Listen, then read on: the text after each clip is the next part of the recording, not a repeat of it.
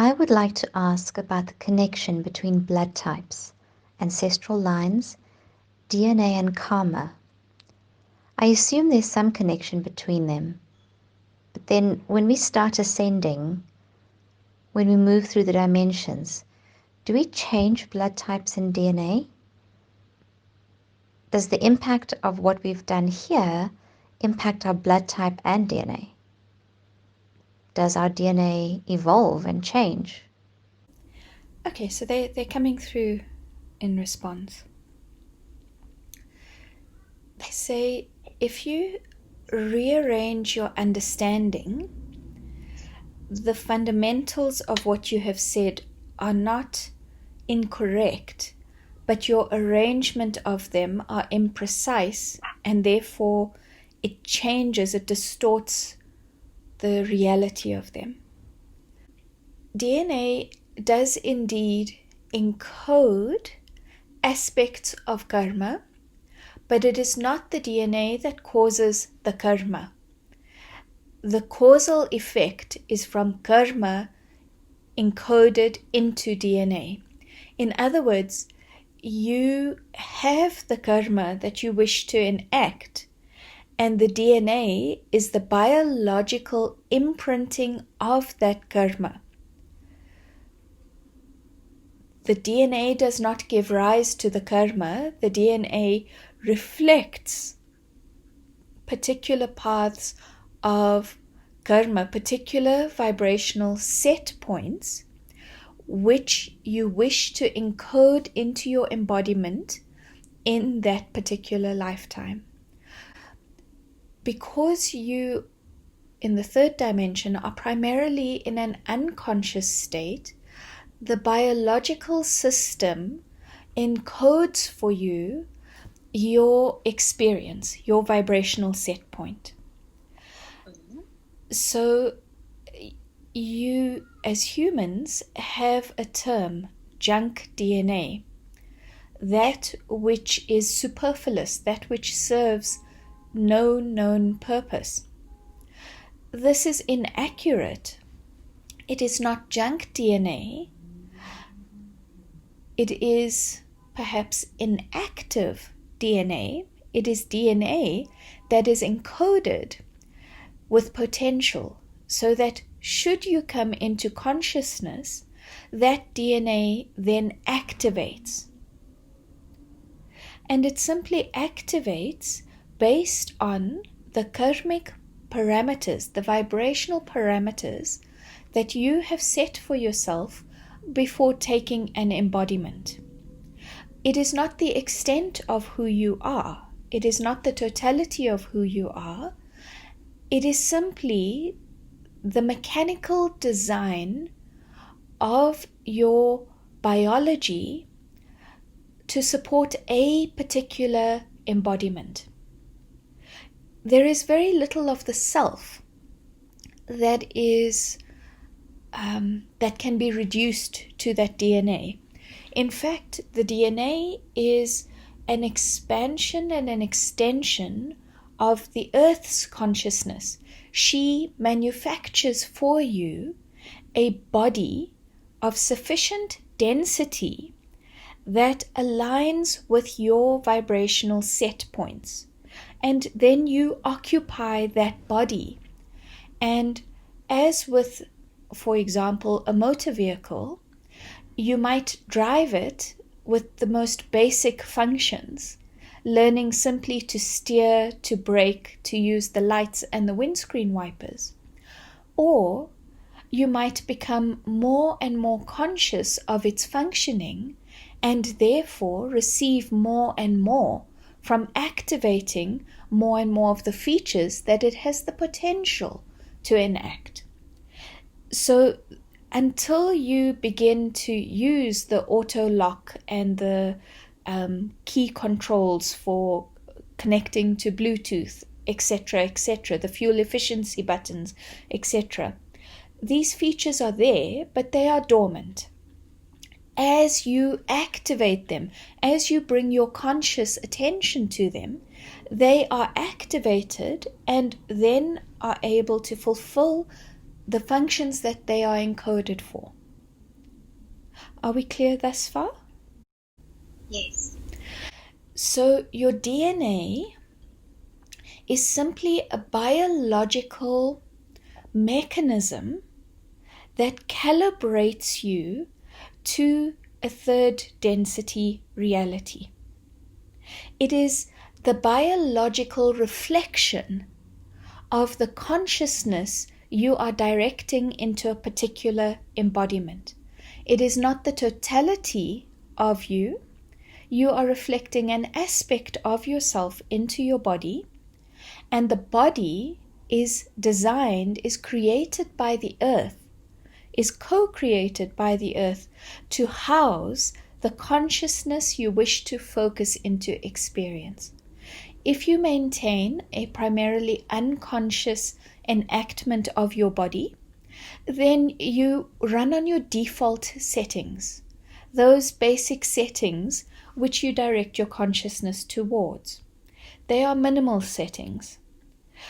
As you increase your conscious focus, as you direct more and more of your conscious self into your embodiment, your DNA does not change. You simply begin to access and activate those aspects that are not available on your default setting. So, to expand on this, humans often think about and become quite fixated about the idea of fate or destiny, and then confused about free will. The two seem contradictory, but there is no contradiction. When you first focus into a third density and into the third dimension, you arrive in a primarily unconscious state. And this is what you would call your destiny or your fate. That program that is your default setting. You are the one who has programmed this program. There is no other. But you are unconscious of it. And if you do not expand your consciousness or come into consciousness, partially or completely, then you simply run this default program throughout your life. You are enacting your fate or your destiny. Should you activate your consciousness, should you come into greater and greater consciousness, you then enact your free will. So the fate or the destiny is the default setting. It is designed to stimulate for you opportunities that allow you to come into consciousness. One's fate or destiny is neither pleasant nor unpleasant. It is simply a program designed to bring about particular vibrational experiences, because from your higher self perspective, you wish to expand those vibrational experiences. You wish to expand your vibration through those vibrational experiences.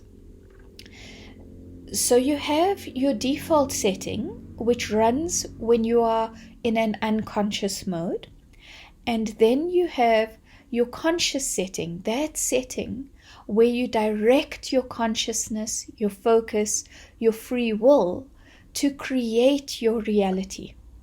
And through that process, you activate more and more of your program, more and more of the potential that your programming has imprinted into your biology in this lifetime. So you are not consigned to a particular vibrational fate because of your DNA.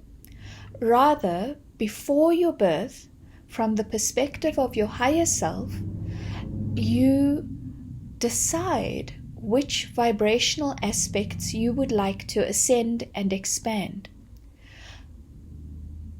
You then connect with a lineage that allows the expression of those vibrations. So a family is only a family from a biological perspective. From an energetic perspective, you are connected to, in the most intimate ways, all of creation.